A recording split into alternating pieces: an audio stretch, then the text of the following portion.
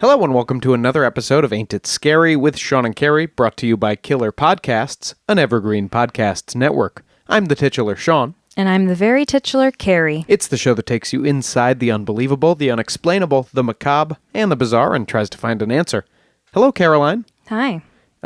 Now, from what I understand, this episode is going to be, you've specifically chosen to dive into, I don't know, one of your greatest fears? Yes, Sean, as someone terrified of air travel, as we've very well established, I do also have a morbid fascination with some of the biggest tragedies in aviation as well. And you could see the Day the Music Died episode for further proof of that. I'm sure there are others too. I guess D.B. Cooper doesn't quite apply. No, everyone was pretty much fine except maybe him. So I'm good with that. Definitely him. This week's story is one that I've been wanting to cover for quite a while, and just after I decided to for this week, I realized that this week also marks the 26th anniversary of the horrible event itself. So it's that weird synchronicity that I experience a lot in researching this podcast. Yeah, you do always seem to just accidentally pick, the 6-year anniversary, the 30-year anniversary. Yeah, it's very weird, and not on purpose most of the time. But today we'll be covering the tragedy of TWA Flight 800, which occurred on July 17th, 1996, and also the theories, conspiracy or otherwise, that surround the reasoning behind the horrific explosion that midsummer night. So as always, listeners, please know that we'll be covering this event with respect and that any lightheartedness will never be at the expense of the victims. Even 26 years later, as recent memorials have noted, this event still pains those who have lost loved ones that day. And I've also mentioned that this is officially known as an aviation accident, and I'll probably call it an accident many times this episode. But as I mentioned, like with many horrifying events, there are conspiracies surrounding the true cause of it. So in covering these conspiracies, we as always are doing so in the name of research. Yes, and not in the name of promoting any one particular theory? Do you have a pet theory of your own? We'll talk about it at the end, but I mean, I'm fine with drawing conclusions, but exploring some of these theories, it doesn't necessarily mean we believe in every conspiracy that comes across our table, which I'm sure our listeners can tell. Sure, I'm sure aliens come up at least once here. They don't, spoiler alert. What? But with that preface behind us, let's get into the main story of TWA Flight 800. So Transworld Airlines Flight 800 was a Boeing 747-100 passenger jet, registration number N93119, that was departing JFK Airport in New York City on the way to a stopover, near New York City, I guess, on the way to a stopover at Paris's Charles de Gaulle Airport, with a final destination of Leonardo da Vinci Airport in Rome. Okay. The plane took off from JFK around 8:19 p.m. Eastern Time, and just 12 minutes later, it would explode in air and crash into the Atlantic Ocean near East Moriches, New York, which is located about midway down the southern coast of Long Island. 12 minutes in, they didn't even get served their Cokes. No. It had earlier that day just traveled from Ellinikon Airport in Athens, Greece, and arrived at JFK Airport around 4:38 p.m. It had been scheduled to depart at 7 p.m., but had been delayed until 8:02 due to a disabled piece of ground equipment, which was unrelated to the plane. I think it was one of the cars, and a suspected passenger baggage mismatch. So they're kind of, it's a plane delay, usual. So far, it sounds like a flight. The plane itself had been manufactured by Eastern Airlines in 1971 and later purchased by Transworld Airlines. It had 16,869 flights and 93,303 hours of operation under its belt. After the refuel and crew change, once the flight arrived in from Athens, the new flight crew was Captain Ralph G. Kevorkian, not related to the doctor. Captain Death? No, not related to the doctor. He had flown for TWA for 31 years and the U.S. Air Force for 9. There was Captain and Check Airman Stephen E. Snyder, who had flown for TWA for 32 years, and Flight Engineer / Check Airman Richard G. Campbell Jr., who had flown for TWA for 30 years and the U.S. Air Force for 12 years. And all three men were in their late 50s and early 60s. Let's see. Do we have airmen? Check. Yeah, I mean, they knew what they were doing. No, they're check airmen. Flight engineer trainee Oliver Crick was also on the flight, who had been flying with TWA for just 26 days and was starting the sixth leg of his initial operating experience training. So while the plane was still at the tarmac during the refuel time, the ground maintenance crew locked out the thrust reverser for engine number 3. Because of technical problems with the thrust reverser sensors during the landing of TWA 881 at JFK. This might be a stupid question. Why would you want to reverse the thrust? Okay, well, if you're anything like me, you have no idea what any of that just meant. So I tried to figure it out. And in layman's terms, I hope I'm not getting it wrong. Any pilot experts, get at us. But a thrust reverser system, they're featured on many jets to help them slow down after touchdown, basically reducing wear and tear on like the wheels, when the aircraft gets down. So they're rocket brakes. Kind of. According to Wikipedia, such devices affect the aircraft significantly and are considered important for safe operations by airlines. Now, if the thrust reverser for engine number 3 was locked out, that presumably means it was purposefully disabled and knowingly disabled due to the sensor problems during the most recent landing that same day. Why? Well, there were severed cables for this thrust reverser that were replaced, but they might have had other reversers, ready to go. This one only says it's for engine number 3. So they might have had other ones and felt like they didn't need this one. It must have been, said to be safe to fly, or else they wouldn't have been able to take off with that knowledge. Also, during refueling, the volumetric shutoff, or VSO control, was believed to have been triggered before the tanks were full. Now, again, I tried to figure out what that means. Volumetric shutoff units can be set to automatically close the refuel valves when a pre-selected amount of fuel is loaded. So basically, it's just an autofill for the fuel tanks, and then it auto shuts off when there's all the fuel in there. Right. But if it was triggered before the tanks were full, I'm thinking that means that the tanks weren't full of fuel at liftoff or even overfilled. They probably didn't have full tanks, is basically it. Right. Now, could that happen by accident? Like just a technical malfunction? Yeah. The weather was pretty much fine. There was light wind and scattered clouds, and it was approaching dusk. It was very warm since it was summertime. The jet took off uneventfully, with the last radio transmission from the airplane occurring at 8:30 p.m. This is when the flight crew received and then acknowledged instructions from Boston Center to climb to 15,000 feet. Less than a minute later, the captain of an Eastwind Airlines Boeing 737 reported to Boston Air Traffic Control that he just saw an explosion out here. We just saw an explosion up ahead of us here, about 16,000 feet or something like that. It just went down into the water. Soon after, many more air traffic control facilities in the area received reports of an explosion from other pilots, and witnesses began calling the police. Wow. Can you imagine? We saw a fireball that one time. But... I mean, the one thing that really strikes me so much about this incident is that there were so many civilian witnesses. I mean, hundreds. It was a lovely evening on Long Island. It was the height of summer. Many people were outside that night taking walks, boating, and just generally enjoying the summertime. I actually checked in with my family about this. And we, including myself apparently, I don't remember this, we were out on the North Fork of Long Island that night, taking a post-dinner stroll on the beach, when a family friend ran out to tell us what had just happened. Wow.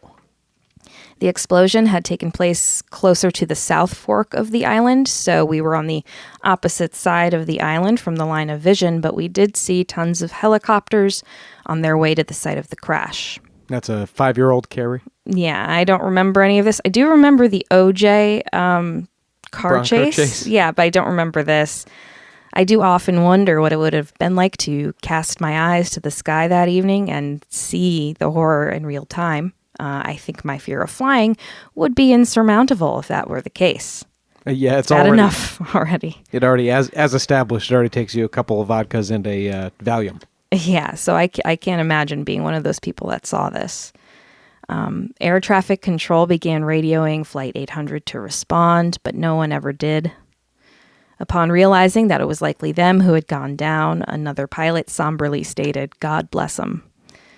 On board were 230 total people, including 18 crew, 20 off-duty employees intending on crewing the Paris to Rome leg of the flight, and 212 passengers, most of whom were American. 21 of those passengers were students and adult chaperones from the French Club at Montoursville Area High School in Pennsylvania who were heading to Paris on a field trip. So I'm pretty sure this is the basis for Final Destination, because that's like the same. Yeah. I'm pretty sure they... You think actually? I think actually. I mean, it must be. It seems so similar. And those teenage students are still known in the area as the Montoursville High 16. Many witness descriptions gave details that led many to believe the cause of the crash was a bomb or surface-to-air missile attack. Speaking with ABC 7 Eyewitness News, witness Tom Kennedy stated, quote, "I was pulling my boat back in, I was tying it up, and the guy next to me was tying his boat up. And the guy said, 'Hey, look at the flare.' And I turned around, and I'm like, wow, somebody must have some trouble in the bay. No sooner I said that, the thing just exploded." So this seems to indicate that what Kennedy had seen was some sort of light or fiery object rising up from the water before the explosion, and then the plane exploding after. Is he the only one who said he saw that? Absolutely not. Many, if not most of the witnesses said that they saw that. This is a commonly described aspect of the explosion, and so there are many conspiracies. We'll go into those later. Chris Bauer, who was piloting his HH-60 helicopter that evening, reported seeing 2 explosions and a waterfall of flames spiraling down to the water. His first thought was that 2 planes had collided. Bauer and his flight engineer were the first on the scene to recover bodies in the water. They didn't find any survivors, obviously. Jim Cullen, vice president of the King Cullen Grocery Company at the time, a very big chain on Long Island, heard about the flight going down off of Moriches Inlet where he lived, and he headed out on his speedboat with a neighbor to attempt to assist. I've got pizza bagels. Who needs pizza bagels? Well, he had a boat, and that was enough while they were still scrambling to get people out there. What he found, he told Newsweek, was horrific. There were legs and internal parts floating around. It smelled like rot. Bodies fell apart as they tried to pull them on board. When Cullen had arrived back home at 4:30 a.m., it was only after filling his sleek fishing boat with bodies. Really, really horrifying stuff. And all the pizza bagels had gone stale. I'm sorry. You gotta find something. Yeah, it's just so grim. The National Transportation Safety Board was notified around 8:50 p.m. of the accident, and their full GO team arrived from Washington, D.C. the next morning. Notably, the NTSB does not investigate criminal acts, so the explosion was being treated by them as an accident. However, the FBI initiated a parallel criminal investigation at the same time. And, so there's like an accident investigation and a criminal investigation. They're 2 different government branches. Are they talking to one another? Because a lot of times... They're talking, but they're not getting along. Also ongoing at this point were search and recovery operations, which were undertaken by federal, state, local agencies, along with government contractors and people like Jim Cullen. I mean, and, whoever could help. It became one of the largest scuba diver assisted salvage operations ever conducted at the time, and more than 95% of the plane wreckage eventually was recovered, and remains of all the victims were found and identified.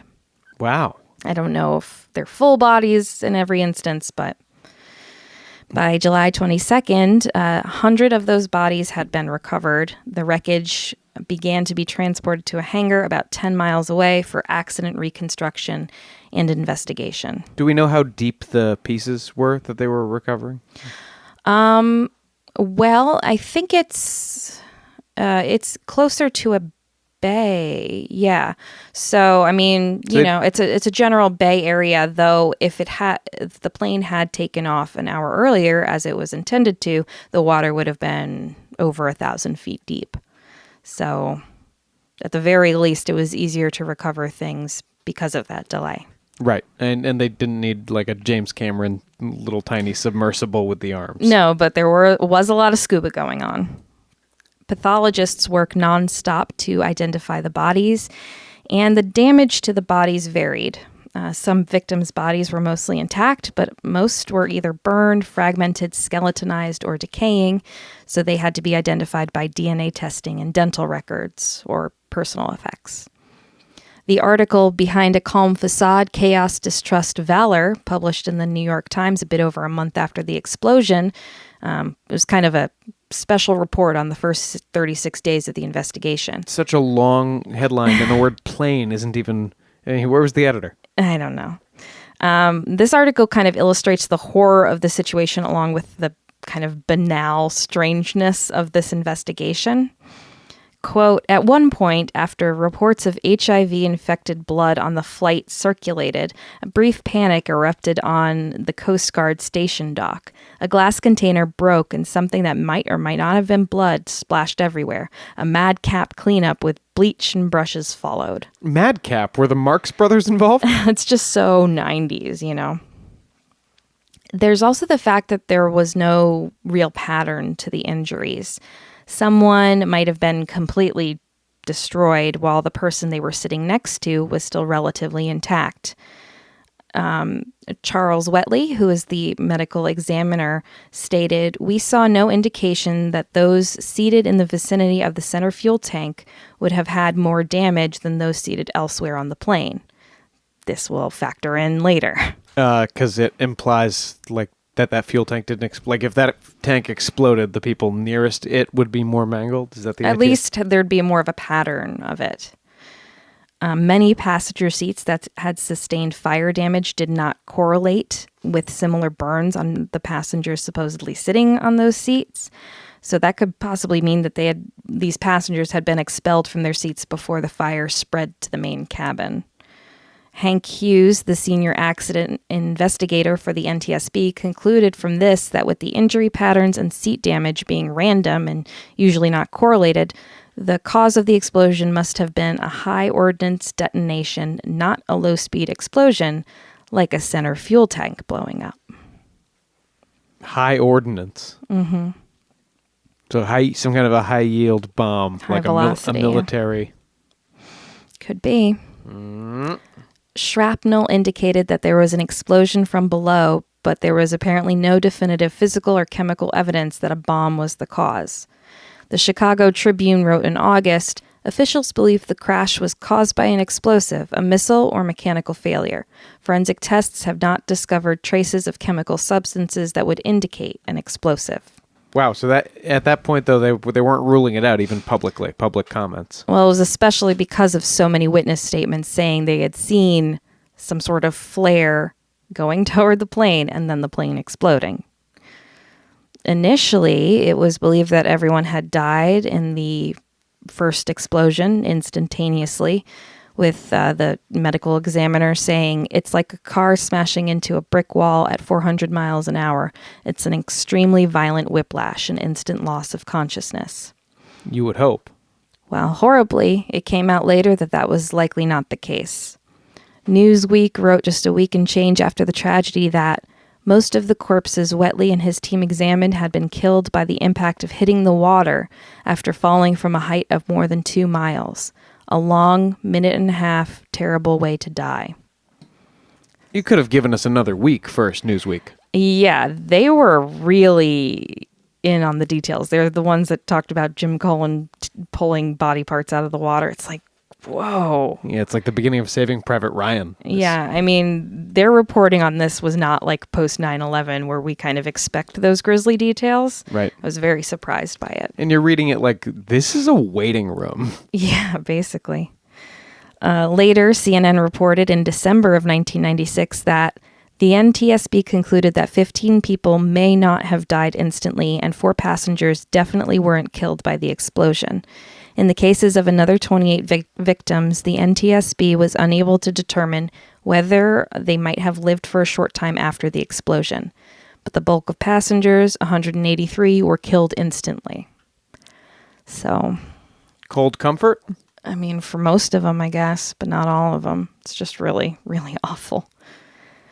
During the autopsy process, Charles Wetley, the medical examiner, said that while he couldn't rule out a bomb as the cause, the pattern of injuries he had seen would not be consistent with a bomb, plastic or otherwise, in the passenger cabin.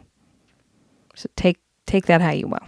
Okay, but I don't think anyone was... If there was any reason to suspect the man-made bomb in the first place, it was because people saw something shooting toward the plane, right? Right. Friction began immediately during the investigation, as you had mentioned, with the FBI kind of sidelining both the NTSB and the Bureau of Alcohol, Tobacco, and Firearms. That's what the FBI does. I've seen Die Hard. Yeah. The Bureau of ATF, basically, they were part of the investigation into the cause of the explosion, as, you know, they do bomb stuff. One investigator noted, the ATF agents were relegated to sitting at picnic benches and tables. They weren't allowed to do anything. Picnic benches and tables like they're on lunch break or in timeout. Yeah. Accident investigator James Spear said, on my first day there, when I had the tour of the Calverton hangar, there was a structural piece of the aircraft lying on the floor that had 3 holes blown through it like a .22 through a tin can, with an obvious entrance and exit side of the penetration. I was about to take a picture of it, and somebody tapped me on the shoulder and said, don't take that picture. That person was a member, according to Spear, of the FBI. Like a .22? It's like a .22 caliber? Mm-hmm. So small holes. I think bigger than you'd think, probably like fist-sized, because guns leave bigger holes than you would expect. Well, sure, but I've shot like targets with a .22. It doesn't... It didn't seem like they were super small. Okay. So I don't know. The FBI was also having issues with the NTSB and vice versa, since there seemed to be some murkiness on the subject of who had senior jurisdiction. So again, it's all this political red tape haggling type of stuff. And there was also the issue of the witnesses. More and more were coming forward saying that they felt they'd seen Flight 800 being hit by an object preceding the explosion. An Air National Guard pilot told news outlets that is exactly what he saw, and other witnesses reported smoke trails corkscrewing up toward the airplane before the explosion. Well, don't you think, if that was a thing, I feel like a lot of a good portion of the witnesses would have seen that. But it's weird that like a lot of people said, I saw something streak toward it, and a few of them were like, I saw pluming smoke trails. I don't know. I mean, different perspectives, you know, some people are closer. 38 of the 258 witnesses on record had seen a streak of light ascending, moving to a point where a large fireball appeared, with some witnesses reporting that fireball had split in 2 as it descended toward the water. Was the plane in 2 pieces? It did fall apart in some pieces, yes. Especially the nose, which we'll talk about. The nose of the plane did fall off as it was still in air. In the documentary TWA Flight 800, witnesses state that it looked like a larger than standard flare and that it rose up from the horizon and then outbound to sea quite rapidly, almost like it took a turn, this initial flare-looking thing. Oh, wait, I thought aliens weren't going to get involved here, because this is UFO stuff. Well, you say so, but missiles can turn. It was shiny with a smoke trail behind it. One person stated it looked like a missile vapor trail to me. 4 different... Was this person like a military personnel? Or there was a guy, I forget if it was this guy, but there was a guy who did fly missions in Vietnam during the war. And he was like, I know what a missile is. This was a missile. 4 different witnesses stated in the documentary that it turned or curved and went right toward a passing plane, which would be Flight 800, and exploded beside it. So it didn't hit it necessarily, but the explosion beside it caused the plane to react. Ah, shit, it was supposed to be a warning shot. The massive engines of the 747 would have also been veritable magnets for any heat-seeking rocket. One man who was standing on the beach at the time of the accident said he saw a very bright mast light in the ocean, and I saw another object rise out of the ocean, and then just after this point, the explosion happens. Can you define mast light? It's a very, very bright light, in this case, that is on the mast of a ship that's in the harbor or the ocean or whatever. Witnesses also detailed the FBI mishandling their interviews the next day, including descriptions of abusive behavior and gaslighting. And the FBI didn't record any of the interviews. They just wrote down kind of general notes. I think we can agree that is at least bad form. Definitely not good. The cockpit voice recorder recorded the final moments before the explosion and crash.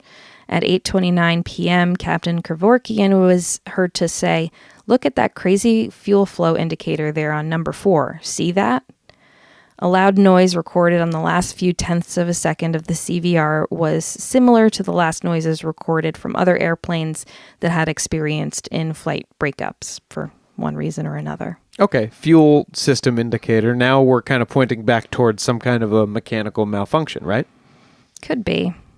According to the official accident report, trace amounts of explosive residue were detected on 3 samples of material from 3 separate locations of the recovered airplane wreckage, described by the FBI as a piece of canvas-like material and 2 pieces of a floor panel. This, of course, sparked much conjecture on it having been a bomb or missile because, explosive residue. But the NTSB ended up concluding that it was quite possible that the explosive residue detected was transferred from military ships or ground vehicles or the clothing and boots of military personnel onto the wreckage during or after the recovery operation and was not present when the aircraft crashed into the water. Well, I guess, but only if it's a very small, that would be if it's like trace amounts, right? Yeah. Now, there was also the discovery that before the crash, a bomb-sniffing canine training session was held aboard the aircraft at St. Louis Airport. Oh, Not the same day. It might have been a month before. I don't think it was earlier than that. I know it was a June date. All right, so we're back to very trace amounts. It was felt that residue had likely been left by a mistake after this session and could account for the explosive residue that had been found. However, there's a slight issue with this. The person conducting the exercise hadn't noted the tail number of the plane during the session. Jesus. Also, flight regulations require the crew to be aboard a flight an hour before liftoff, whereas the exercise was noted in the official notes to have concluded just a half hour before what would become TWA 800 took off. So this would mean that the cabin crew would have been on board before the exercise even began, and that would have made it kind of impossible. Wouldn't be an exercise in that case. Right. So it might not have been the same plane, is basically the point. Okay. But it was supposed to be? There's no definitive evidence because that the flight number or the plane number wasn't noted that TWA 800 was for sure the bomb-sniffing dog training plane. But they think it was because it was supposed to be? Yeah. Okay. So either way, these possibilities, along with the supposed lack of any other corroborating evidence associated with a high-energy explosion, led the NTSB to conclude the in-flight breakup of TWA Flight 800 was not initiated by a bomb or missile strike. So if not foul play, what happened? Great question, Carrie. Please enlighten us. Well, according to the investigating parties, it seemed like something had happened in or around the center fuel tank due to damage and melted aluminum in that area. The July heat could have increased the temperature in the center fuel tank as it sat outside in the sun that day, causing fuel to vaporize and creating enough vapor to cause an explosion, if there were an igniting spark. God, flashes of our spontaneous human combustion episode with the wicking fat. Mm-hmm. But what could have been that igniting spark? Theoretically, the wiring may have failed, but the only evidence for this possibly was related to the captain saying that there were crazy readings on the engine fuel flow gauge. They didn't ever find basically an ignition source in all of the wreckage that they found. Atmospheric sources were investigated, including lightning and meteor strikes, other mechanical failures on the plane, and even static electricity. And there was no definitive conclusion as to, okay, well, this could have blown up, vis-a-vis the fuel, but like what blew it up? What was on fire? What ignited it? No, and they could never figure that out. But it could have been just a passenger brushing their feet too many times on the carpet. No, it would have had to be in the fuel tank, I think. So that even reduces, what it could have been. The final verdict from the NTSB was as follows. An explosion of the center wing fuel tank, CWT. Oh, they love abbreviating things in the military and in all air travel. They're all military guys. Resulting from the ignition of the flammable fuel/air mixture in the tank. The source of ignition energy for the explosion could not be determined with certainty, but of the sources evaluated by the investigation, the most likely was a short circuit outside of the CWT that allowed excessive voltage to enter it through electrical wiring associated with the fuel quantity indication system. So again, it's a theory. They don't have evidence for it. In addition to their probable cause, the NTSB found the following contributing factors to the accident. Wait, dude, just to be clear, the fuel gauge wasn't working, so it made the tanks explode? It was, yeah. I mean, the pilot was looking at the fuel gauge just before, right? And it said something about the fuel quantity indication system and that wiring being the cause. That's interesting. There was a short circuit outside of the tank that could have allowed excessive voltage to enter it through the wiring. Right. So, but the fuel quantity indication system, the fuel light shorts out, and the pilot's like, hey, something's weird with the fuel. Kaboom! Maybe. So the NTSB also said the design and certification concept that fuel tank explosions could be prevented solely by precluding all ignition sources. The certification of the Boeing 747 with heat sources located beneath the CWT with no means to reduce the heat transferred into the CWT or to render the fuel tank vapor non-combustible. So basically what this means... That one was Greek to me, I have to be honest with you. They think that, along with the summer sun, the air conditioning packs, which were located directly beneath the fuel tank, could have created the heat that was needed to transfer to the CWT and make it combustible, because the air conditioning was on and it was very hot and it was right beneath the fuel tank. Reaching this final conclusion took the NTSB just over 4 years of investigation, with the report being published in 2000. Interestingly, back in August of 1996, right after this happened, the evidence seemed to point the other way. According to the New York Times article previously mentioned, the NTSB people were fine, certainly knowledgeable, but they had blinkers on, man, said a federal agent who worked out at the hangar. Who was played by Pauly Shore, apparently? No opinions, no nothing. Their black boxes seemed to rule out mechanical malfunction. Their systems, people said, all safety directives had been complied with for this aircraft. The engines were fine. Their theory about a fuel explosion evaporated.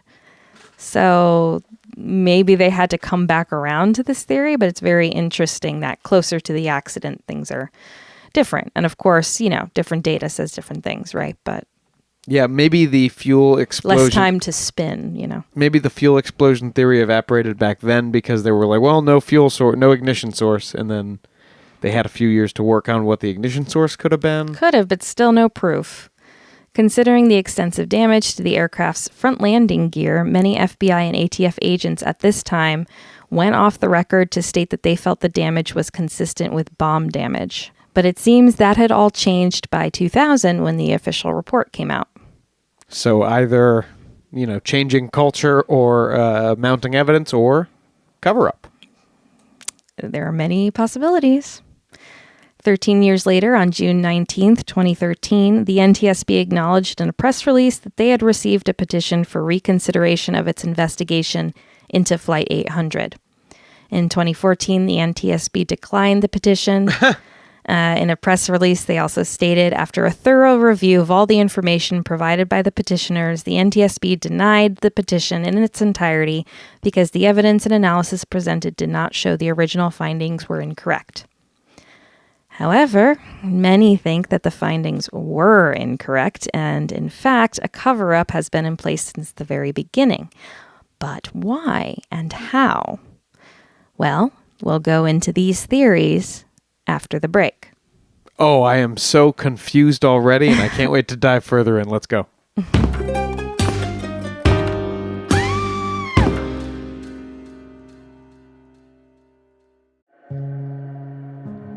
Hi, listeners. My name's Ray Suarez, and I wanted to take a moment to tell you about another podcast from Evergreen Podcasts, The Things I Thought About When My Body Was Trying to Kill Me. In this podcast, I share with you a personal story over the several months where I had to think hard about the end. Join me, Ray Suarez, as I journey through this battle with cancer on my new podcast. Listen to The Things I Thought About When My Body Was Trying to Kill Me by following us on your favorite podcast app today.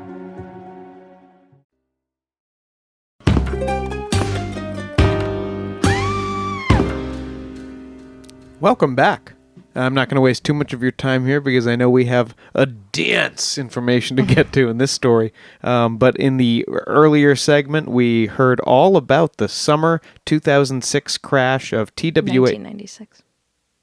We heard all about the summer 1996 crash of TWA Flight 800 and the deaths of its 250-odd passengers. 230 passengers? 230 passengers. Carrie, the causes seemed to be settled with a report in 2000, but a lot of people say that's not the case. Right. Now, I mentioned the documentary TWA Flight 800 previously in this episode, and I do think watching it years ago was a big starting point for me in my knowledge of this case. So this doc aired on Epix, which I don't even know if it still exists anymore. EPIX, of Yes. course. On a satellite TV system near you, presumably. Yes, back in 2013, and it seems to agree most with the theory that the plane was destroyed by up to 3 proximity fuse missiles, though it doesn't cast blame at any particular party for launching those missiles. That's the safest thing. Mm-hmm. The reception to the film was mixed. Some, like Stephen Pope of Flying Magazine, felt that it was made in good faith and without cynical motives. Yeah, it's damning with faint praise, isn't it? But others, like Alex Davies of Business Insider, felt that the film didn't show adequate support for its claims. I thought it was a pretty well-made documentary. Obviously, it seemed to want to be proving something.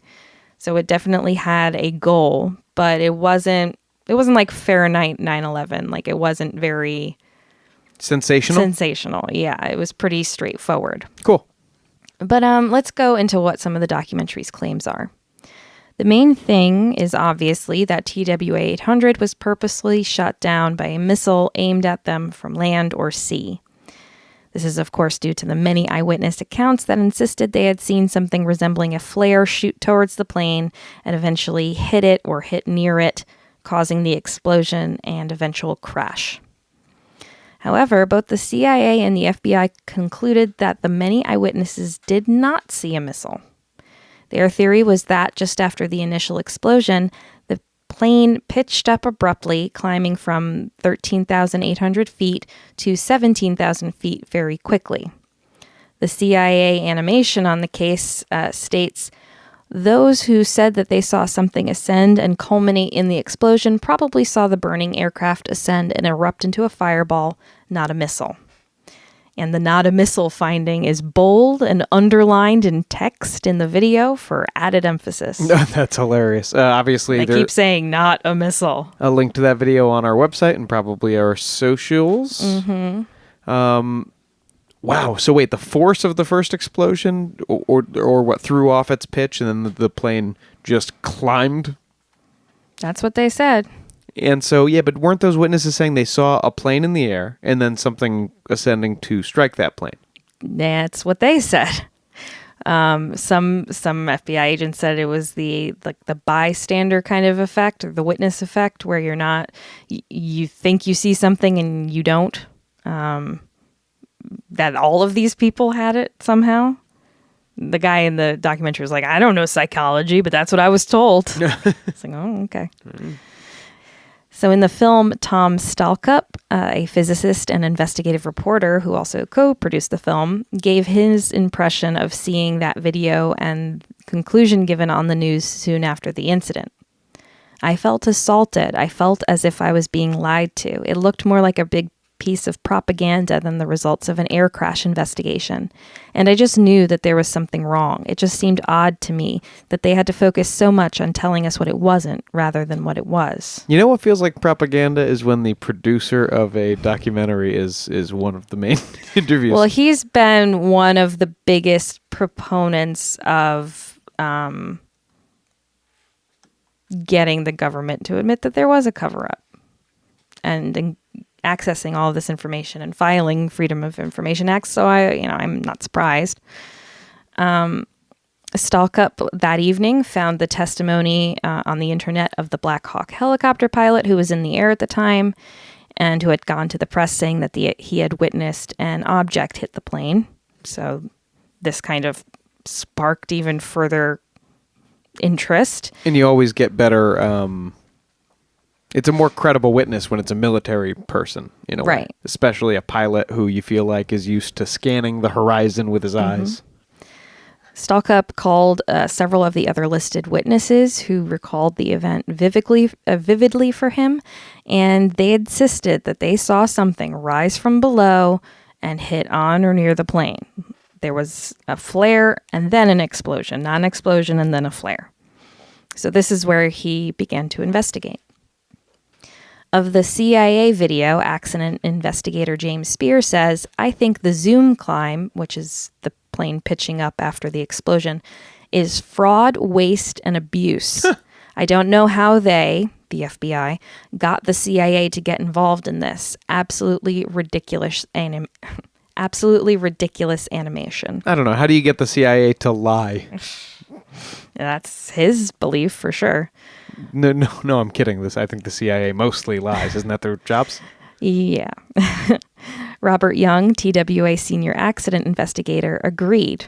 I don't think that there's any engineering justification that says the plane can do what their video said it did.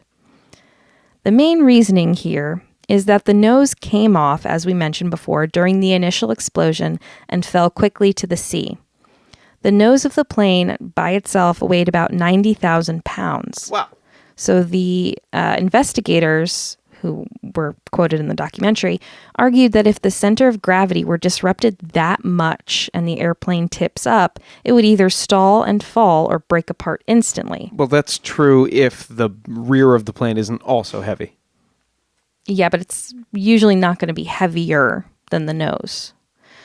So they're basically saying it wouldn't tip up and then climb a further several thousand feet. One witness stated, that animation didn't resemble anything that I saw in any way whatsoever. He even called the FBI after watching it to tell them they were off in what they depicted, to which the FBI asked if he wanted to change his story. Basically like, well, do you want it to match this? Oh, we can help you match it. Just say what, we'll send someone down. You can just describe the video to us. Yeah, so he declined that offer. Another witness insisted they hadn't seen anything rise up from the explosion and that fireball fell like a stone. Another documentary interviewee, Ray Lahr, who was a Navy military pilot, a commercial pilot for United Airlines, and a longtime aviation safety representative for the Airline Pilots Association, stated, these people on the shoreline saw this bright streak originating from near the surface, not a point 2.5 miles in the sky, which is what the video depicts. They just show it start in the sky. Right, well, because that's where the first explosion would have happened, and the plane starts moving up. They don't show like a missile-like object going up, basically. How they calculated that zoom climb, if I could get that information, I could prove that they jimmied the data. I filed a Freedom of Information Act request to the CIA and the NTSB for the data and calculations that they used for the Zoom climb. They refused to give me the information. Lahr, however, due to, I think, some legal intervention, did receive some internal CIA memos, and with Stalcup filing a lawsuit against the CIA and receiving more other information, they were able to find a document that specifically discussed the eyewitness account of Mike Wire, who had been standing on a bridge when he saw what had happened. Now, he was standing there, and he said he saw what he called a cheap firework arc up in a 45 to 50 degree angle from behind the nearby roof line and go out to sea. The memo that was obtained by Lahr and Stalcup shows that this particular ascending object seen by Wire could not have been TWA 800 itself because of where it had originated from. Because it coming from the nearby roof line? Well, just that direction. It wouldn't have been the Zoom climb. It wouldn't have been the explosion happening and then it ascending and it being kind of like an optical illusion.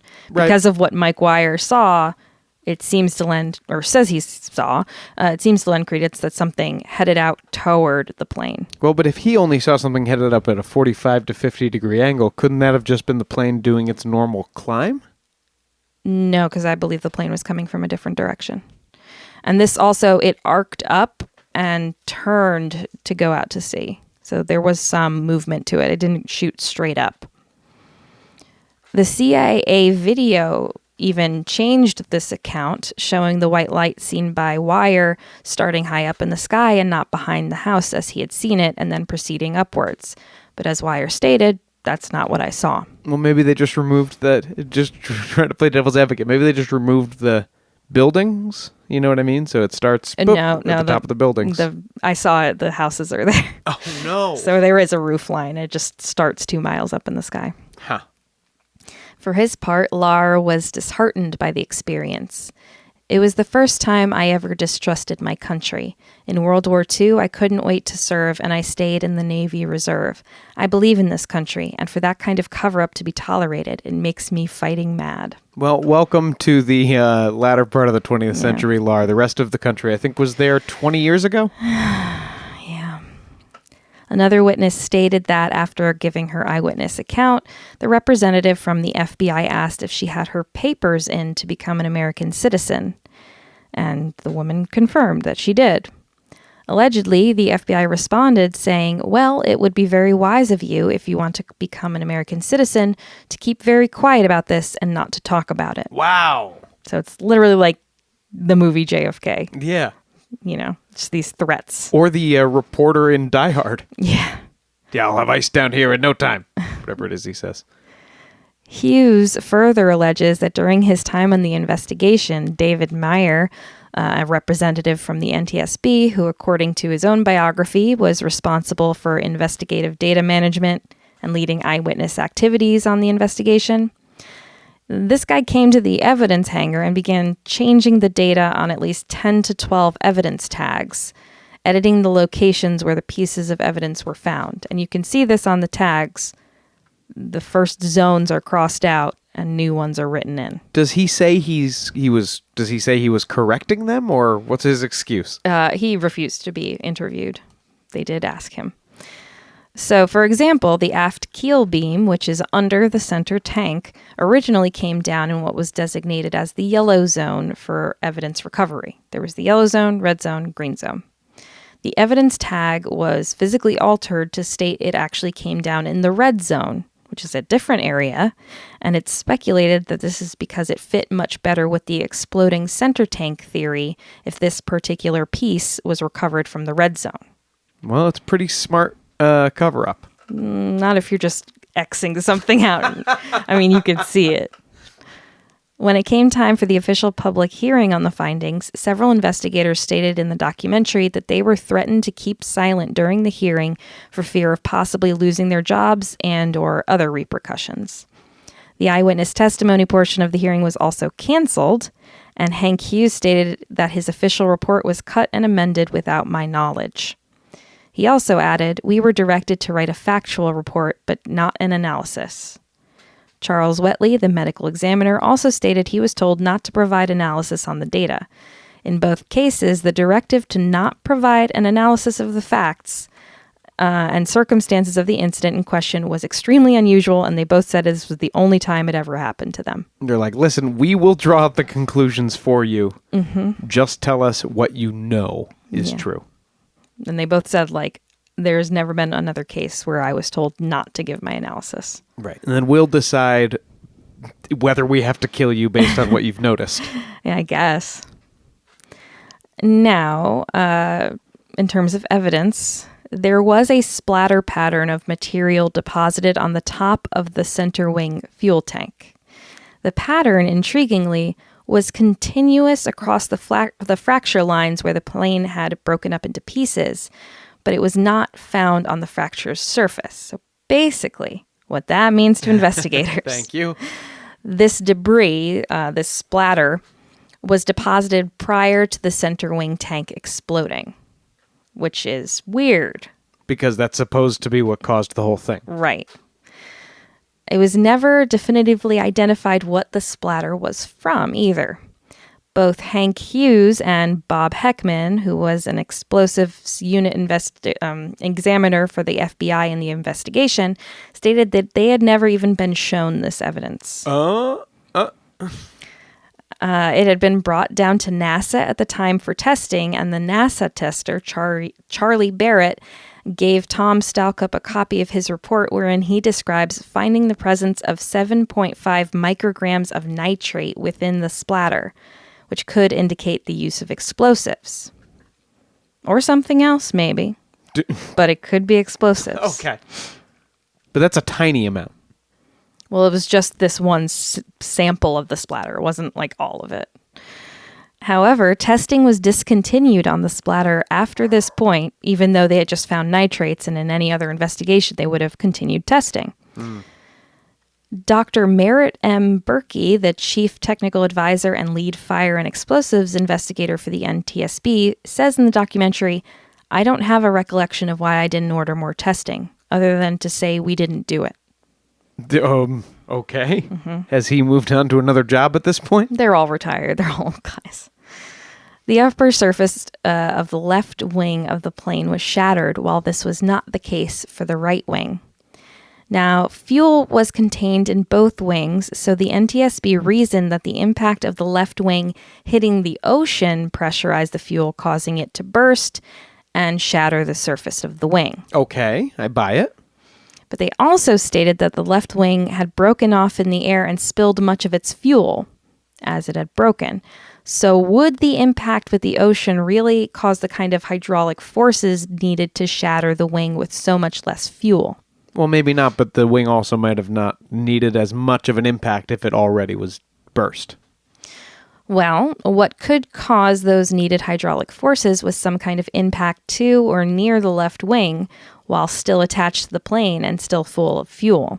And then it shatters and then it falls off.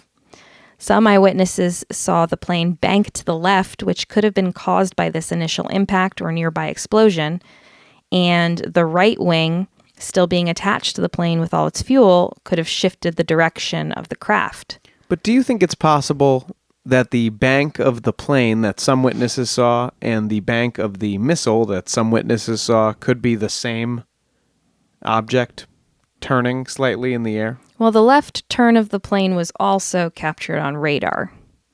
Eyewitnesses also detailed seeing a white cigar-shaped cloud behind the plane, which could very likely have been the fuel from the left wing that had immediately vaporized, because it would have looked white in that case. Stalcup says that it's this radar that is also the smoking gun in this case, disproving the center fuel tank self-explosion theory. Just after Flight 800 lost power on the radar, basically when it might have exploded, it is shown that debris is swiftly moving away from the site of the explosion at a rate of Mach 4, or 4 times the speed of sound. Wow.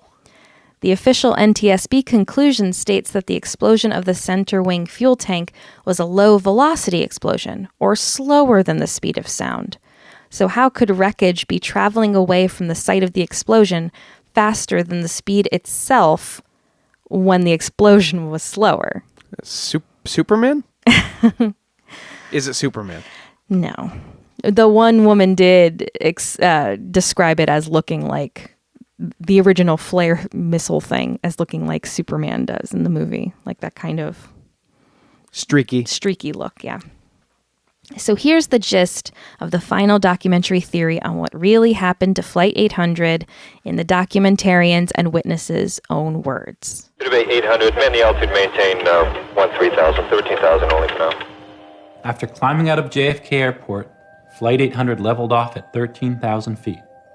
Moments later, a fast-moving object was seen racing horizontally out to sea from Long Island's South Shore, heading east-southeast.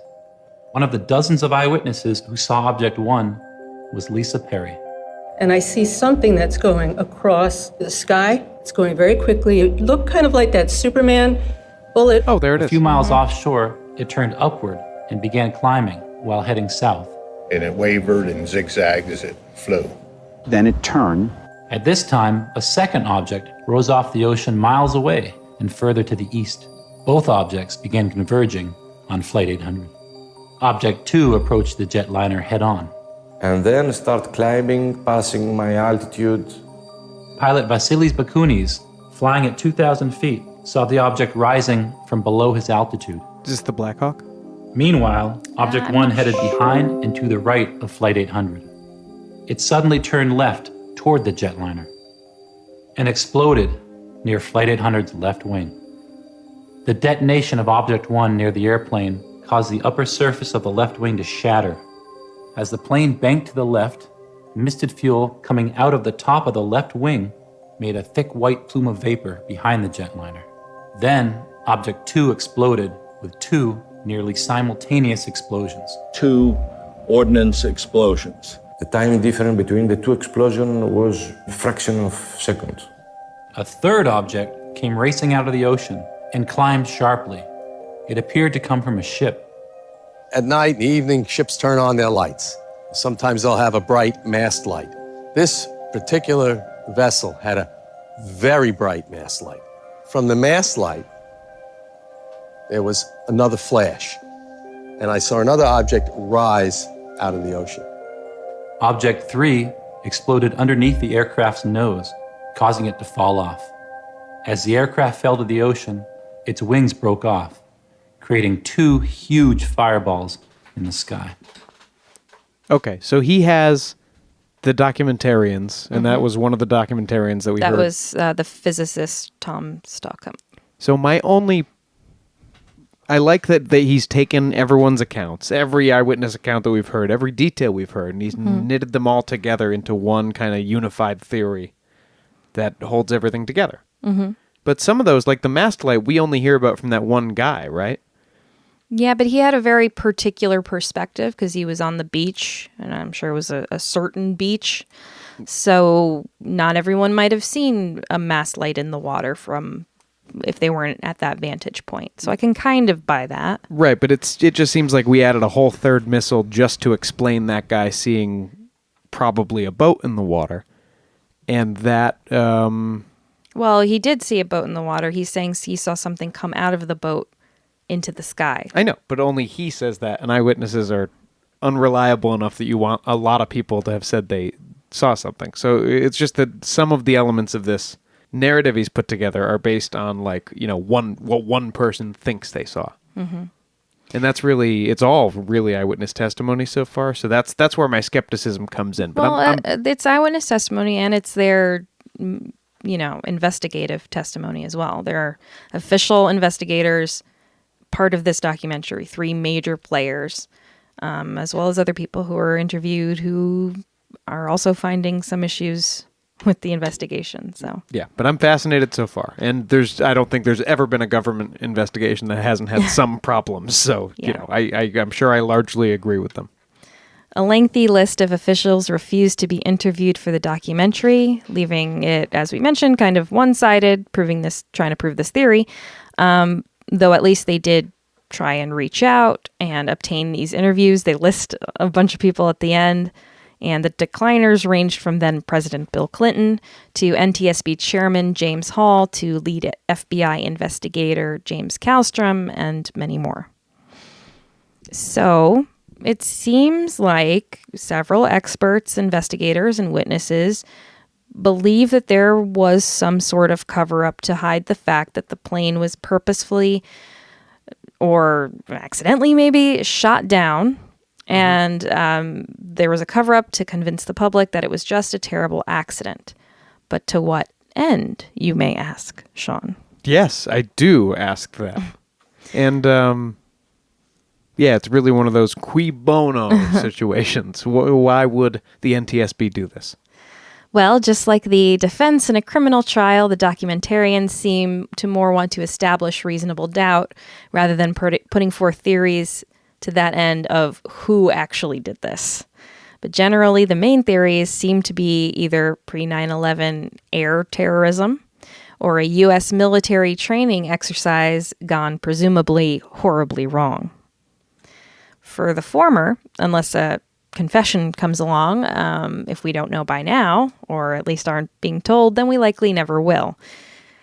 It may be hard to remember in this post-9/11 world, but back then, if a suicide bomber had checked a bag full of plastic explosives, the baggage x-ray machines would likely have not picked it up. Now, this is if there's an explosion on the plane, right? But people were using plastic explosives in terrorism at that point. JFK was not one of the airports at the time to have sophisticated scanners to detect those kinds of synthetic explosives, so it very well could have been placed in the cargo hold. Well, okay, but Doesn't explain the missile, but if you buy the theory that there was a steep bank afterward, like the NTSB says, that could be part of this. Well, sure, but if you buy what the NTSB says there, then I don't know how much we need to find an explanation other than the mechanical failure. Well, but there's no proof, Sean. There's no proof. There's no proof of the mechanical failure? No. There is the pilot saying, like, oh, look, there's a weird fuel error happening before the explosion. But then, like, something else must have happened, and something else must have happened to transfer that voltage to the fuel tank. No, if the error he was seeing on his screen was being caused by a actual physical short in the fuel system. But then it would have had to do two other things to explode in the fuel tank, and that proof was never found. Okay, but I feel like you also need to go a long way to explain who wanted to shoot this commercial plane out of the air. And if it was a terrorist doing the suicide bomb hijacking thing, then it's not a missile. I mean, no. Well, it doesn't explain any of the eyewitness accounts about the missile, which is I thought what we were trying to do. I'm just mentioning what people say, Sean. But B, it just would have had to be a very sloppy, a terrorism gone horribly wrong, because presumably your goal is something different from just anonymously crashing a plane with 250 people on it if you're a terrorist. Well, let's talk about a possible military training exercise gone wrong. No one would even know what your cause was, right? True. You would just be dead. There are some interesting details in the case of there possibly being a friendly fire incident. Mm-hmm. This is what I was thinking about, like JFK. Mm-hmm. I found a very interesting article from the Press Enterprise newspaper written by David E. Hendricks and published in July 1998 that adds a little food for thought to the matter of friendly fire. In it, they list some of the most tantalizing leads come from a series of Freedom of Information requests filed by the Press Enterprise and others. And here's exactly what they say. There was an unacknowledged U.S. military activity along the northeastern seaboard the night TWA Flight 800 went down. In November 1996, Navy Rear Admiral Edward Christensen said a Navy P-3 anti-submarine patrol plane and the guided missile cruiser Normandy, 185 miles south, were the only two assets that the Navy had operating off of the East Coast, in the vicinity or close to the TWA crash site. Now, the Navy acknowledges the aircraft carrier USS Theodore Roosevelt and its planes were active in the same military exercise areas as the Normandy. More submarines and surface vessels were between the P-3 and the Normandy than has been publicly revealed. The exact number depends on where the Normandy was situated. Navy records show the ship at different places at the same time. Interesting. Mm-hmm. And I guess if you left other vessels off the report, then you'd, between 96 and 2000 or whatever, nobody gets a chance to investigate those vessels. Is that the idea? Mm-hmm. The article goes on. Documents indicate 4 mystery ships were within 6 miles of the crash site at the moment TWA 800 exploded. A Navy captain assigned to the Pentagon told an Atlantic Fleet watch officer about 24 hours after the crash to keep the names of 3 merchant ships that could have been near Flight 800 in-house Navy for the time being. The directive was noted in Atlantic Fleet logs released under a Freedom of Information Act request. Now that's fascinating. Do we have those ships' names now? I don't believe so. We're still calling them mystery ships, so... Federal Aviation Administration radar captured 4 unidentified tracks consistent with the speed of a boat within 3 to 6 miles of the jumbo jet's course at the time of its midair breakup. One vessel, less than 3 miles from the crash scene, was headed southeast away from the area at 34.5 miles per hour, and another was headed toward the plane's path at 23 miles an hour. None of the ships has been publicly identified. See, I should always just wait and my questions will be answered. Navy cruisers, frigates, and destroyers can operate at speeds above 30 knots, which is what the ship was doing. The first ship was doing, yeah. NTSB spokeswoman Shelley Hazel says the NTSB has no idea of the ship's identities and isn't concerned because that's the FBI's territory. Oh, they do get catty. She's got claws. FBI spokesman Joe Valaquette says he doesn't know anything about the ships, but that the agency stands by its November pronouncements. There is no evidence to indicate a bomb, missile, or criminal act downed Flight 800, and the U.S. military was not involved or at fault. Besides, this is the NTSB's beat. They can deal with it. So I suppose it could be believed that the FBI and other government entities would want to cover up evidence of friendly fire killing dozens of American and global citizens. Yes, that I do. If somehow they accidentally shot down an airliner, I do believe they would want to cover that up. Yeah. TWA Chief 747 pilot Robert Terrell Stacy, who participated in the official investigation as a TWA representative, was convinced by the splatter evidence we talked about earlier that something else had happened to the plane aside from the theorized center fuel tank explosion.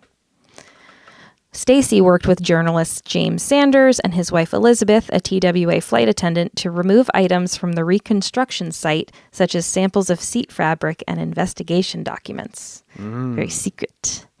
Eventually, Sanders published the book The Downing of TWA Flight 800 in 1997, where he proposed that the flight had been downed by a missile and that a government cover-up had taken place so as not to panic the public. Oh, I thought you were going to say he proposed to his wife Elizabeth, but this was almost as sweet. The trio were charged with theft of government property in December of that year. Sanders' defense attorney, Bruce Maffeo, described the prosecution as extremely vindictive and insisted that the couple had a First Amendment right to take the sample and crash-related documents to expose a cover-up. Both of the Sanderses were convicted of stealing evidence from civil aircraft wreckage in April 1999 and sentenced to probation. I mean, it's a crime. This is an interesting story. In November 1996, former Kennedy White House press secretary Pierre Salinger held a press conference in Cannes, France, where he publicly stated that TWA 800 was shot down by friendly fire and that the incident had been covered up by the government. Okay, but he worked for the government when Kennedy was president. Yes. Salinger said he was basing the claims on information he saw in a document given to him 6 weeks ago by someone in French intelligence with close contacts to U.S. officials, but refused to name his source. However, CNN quickly found Salinger's document to be a widely accessible email letter that has been circulating for at least 6 weeks on the internet's World Wide Web, which was authored by Richard Russell, a retired airline pilot. Unfortunately for Salinger, this gave birth to the term Pierre Salinger syndrome, which is used to denote the belief that everything on the internet is true. Now, as we mentioned, there are other theories that don't involve foul play, maybe a meteor strike, electromagnetic interference, a lightning strike, but again, there's no proof for anything else. In 2004, New York Times bestselling author Nelson DeMille released his novel Nightfall, a thriller involving a couple who witness and videotape the crash of TWA Flight 800 and what appears to be a missile rising from the ocean towards the plane. So it certainly played into the interest surrounding the conspiracy theories quite effectively, as it hit number 1 on the bestseller list and stuck around for 11 weeks. So that's why I've seen you fondling your copy of Plum Island. You're an idiot. In 2015, the New York Daily News ran an article titled "Former Obama Pilot: TWA Flight 800 was not blown up by a faulty fuel tank. It was shot down. I'll always believe that, and here's why." That's a New York Daily News headline. They know you're not going to read past it, so just make it article length. Yeah, pretty much. In it, 28-year veteran pilot Andrew Danziger, who flew Barack Obama during his 2008 presidential campaign, begins with his thesis. Was TWA Flight 800 shot out of the sky? As a former pilot, that is a question I get asked about all the time. I'm no conspiracy theorist, but let's be clear. Yes, I say it was, and I believe the FBI covered it up. He goes on to state that jets just do not explode in midair unless they've been shot down or bombed. Danziger elaborated, "Just doing some simple arithmetic, hundreds of millions of flights flew around the U.S. between 1958 and 1996 and never exploded in midair because a combustible mix of fuel vapors triggered an explosion in the center fuel tank. That's just in the U.S. If we account for all of the flying in the world during that time frame, that would be well north of 1 billion flights in which there wasn't a single in-flight explosion." Okay, so it's very rare. Danziger ended his analysis by stating, "As an experienced commercial pilot, I know this much. Planes do not blow up by themselves. I firmly believe that this plane was shot down. If it looks like a duck and quacks like a duck, it's probably a duck. Or bull." Oh, snap. Zing. Carrie, do you find that comforting or deeply horrifying? Or both? Yes. The wreckage itself was officially decommissioned by the NTSB in July 2021, a year ago this month.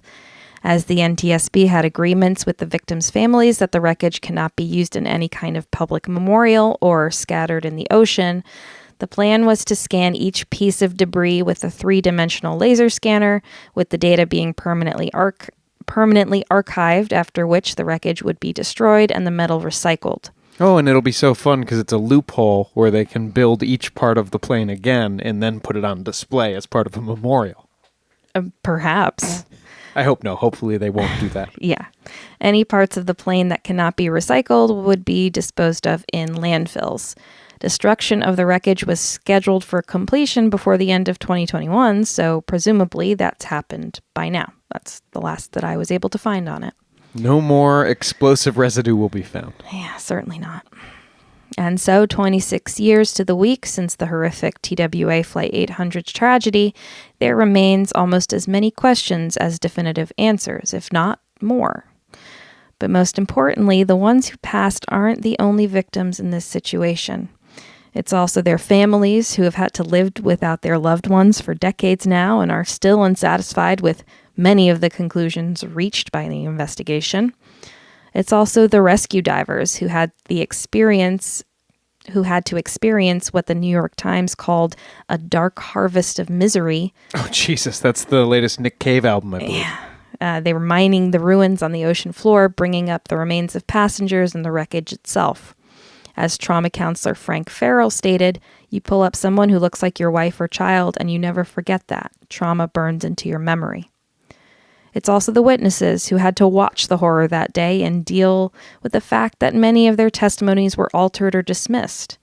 It's also towns like Montoursville, Pennsylvania, where virtually every single one of Montoursville's then It's also towns like Montoursville, Pennsylvania, where virtually every single one of Montoursville's then 5,400 residents had a direct connection to one of the students and chaperones on the plane that day, heading to their exciting trip to Paris. That's a tiny... How much of their graduating class did they lose? A lot. I once stopped by the TWA Flight 800 International Memorial on the way out of Smith's Point Beach at Smith Point County Park in Shirley, Long Island. Smith Point is the closest public access point to where the debris was found, and so the official memorial was erected there in 2002. It was a sobering experience to visit. It consists of several slabs of dark marble, with the dedication reading, "A labor of love for all those lost and those who must remember still find comfort here." The memorial contains all the names of those lost in the crash, as well as the image of ocean waves and flying birds on the opposite side. There's an additional memorial in Montoursville, as well as one in Stevenson, Alabama. Stevenson, Alabama? Yeah, 5 people from there died. I don't know if it was one family. Yeah. And there were likely more as well. Perhaps if you find yourself, listener, affected by this story, or simply nearby, it may be worthwhile to stop at one of these memorials and pay tribute to the people behind the tragedy, the lives behind the conspiracy, and take time to remember those that died that awful July evening. So, Sean, what do you think really happened with Flight 800? Well, unfortunately, I don't think there's any explanation I've heard that brings every single piece of testimony and evidence and conflicting information we've heard into one package, like the producers of that documentary tried valiantly to do. Mm-hmm. I think, honestly, the thing I'm most inclined to believe, and this is because so much of the other evidence is resting on eyewitness testimony, and because I think Occam's razor says to eliminate anything where I have to invent factions or personal rivalries between billionaires or squads of ninjas on a motorboat or something.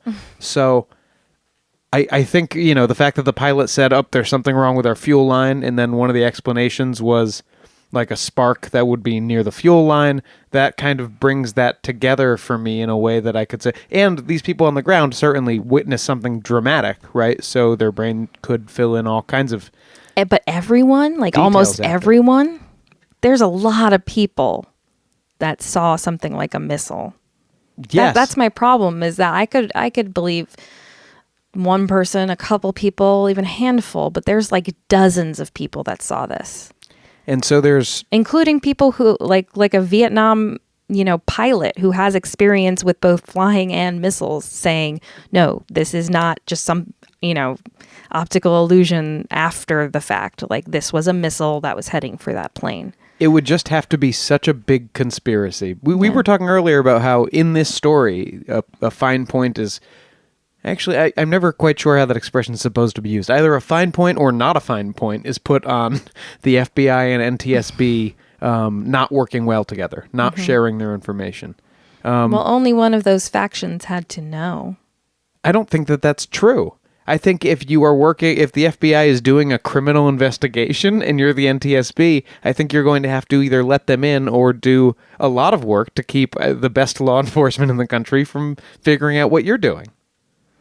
Well, I would have thought that it would have been the FBI to cover up, because if it was like a military thing, that seems to be where they would come in. Sure, but if the FBI comes in and says, nope, no criminal problem here, now it's the NTSB's job to investigate. So but they don't do criminal investigations. They're all only looking at accidents. So, I don't know. It's very, I don't know. And then... you would expect a conspiracy to start fraying over the years and get a little looser. People move on to different jobs. They don't have the same, kind of need to keep the secret. Loyalty. And So you would see the conspiracy start to fall apart, but instead it seems like in 1996 a lot of people were like, maybe it was one of these rocket things, and then by 2000 the whole, at least law enforcement apparatus, had unified behind like, no, we can make this self-explosion theory work. I'm just so conflicted. I really am. Yeah, now all of that said, are there reasons the government would want to cover up the plane being blown up? Yes, I think it would have to be either friendly fire, as we said, and we'll talk about it because I'm sure we'll obviously do an episode on the Kennedy assassination at some point. But one of the popular theories there is that a government agent accidentally discharged their firearm and blew off the president's head. And that's a situation you wouldn't want people to know about that. You'd have to cover it up. And so I could see how if through some gross error, a wrong order, radar confusion, whatever, this civilian airliner gets blown up by a U.S. destroyer or something, submarine. Yeah, you would want to cover that up, slide that under the rug. And also, and this is the other theory that you get with Kennedy too, if it was a foreign actor, if it was a terrorist group, or especially if it was another government, and the government wants to avoid going to war with that country, then you probably have to keep the American people in the dark about that as well. Right. Any other foul play explanation? To me, I don't see the government needing to cover it up. Yeah.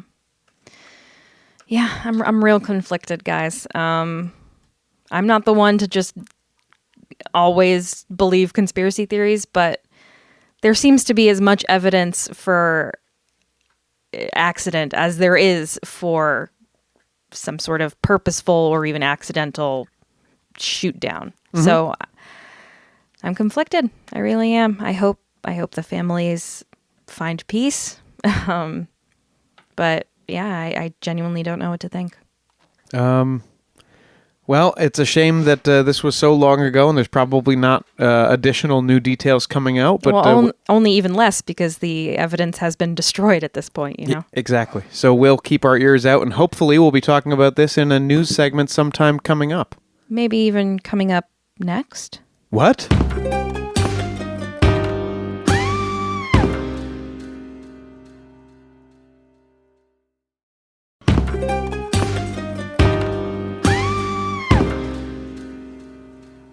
It's true crime time. The most recent news relating to TWA 800 came out just a few days ago. What? Presumably to coincide with the anniversary of the event. Just like our podcast. Yeah, it's not even on the Wikipedia or anything yet. I just found it in the news. A lawsuit filed in the U.S. District Court in Massachusetts charges that the federal government released a false report contending that the explosion in the plane was the result of an electrical fire in its center fuel tank. The plaintiffs include many family members and estates of the victims. The lawsuit states, quote, only recently, thanks to the work of physicist Dr. Thomas Stalcup, from the documentary, through his Freedom of Information Act litigation in Massachusetts federal court, has evidence emerged proving that the TWA 800 explosion was not caused by any defect in the airplane, but instead by an errant United States missile fired at aerial target drones flying nearby. Wow, so last time he didn't have any specific actors to point to. Yeah, maybe he has more evidence. I mean, again, this is extremely new, so we'll see what happens in the trial. Shots if it fired, goes to trial. No pun intended, at the U.S. government. It was further contended by plaintiffs that the defendants engaged in a top-down cover-up to prevent the public from learning the truth about TWA 800. Tell him, Stolly.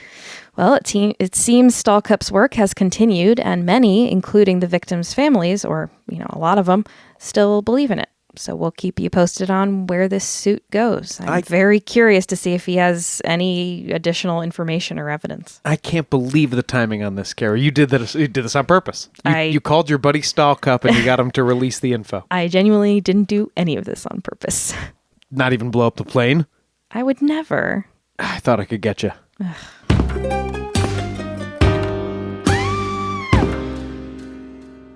That's it for this episode of Ain't It Scary with Sean and Carrie. Like us on Facebook and follow us on Twitter and Instagram at Ain't It Scary, and check out our website at ain'titscary.com. You can support the show by supporting our sponsors and becoming a patron at www.patreon.com/ain'titscary. And please subscribe to the show and throw us a 5-star review on Apple Podcasts and also now on Spotify. We'll be forever grateful. Special thanks to our beloved top-tier patrons, and you can come and support us over on Patreon if you want to show us how much you love the show and maybe get a little extra content from time to time. Top fans over there: Nate Curtis, Sean O'Donnell, Jared Chamberlain, Maria Ferrante, Robin McCabe, Comfy Mike, Alex Nakutis, Ryan Regan, Christy Atchison, and Ira. And I'm really uncomfortable with the fact that I just said fans. You guys are family. See you next Thursday. Show created by Sean and Carrie McCabe. Music by Kyle Ryan. You can find Kyle at his YouTube channel, Music is a Verb. Ain't It Scary has been brought to you by Killer Podcasts and is a production of Longboy Media. Hi, listeners. My name's Ray Suarez, and I wanted to take a moment to tell you about another podcast from Evergreen Podcasts, The Things I Thought About When My Body Was Trying to Kill Me. In this podcast, I share with you a personal story over the several months where I had to think hard about the end. Join me, Ray Suarez, as I journey through this battle with cancer on my new podcast. Listen to The Things I Thought About When My Body Was Trying to Kill Me by following us on your favorite podcast app today.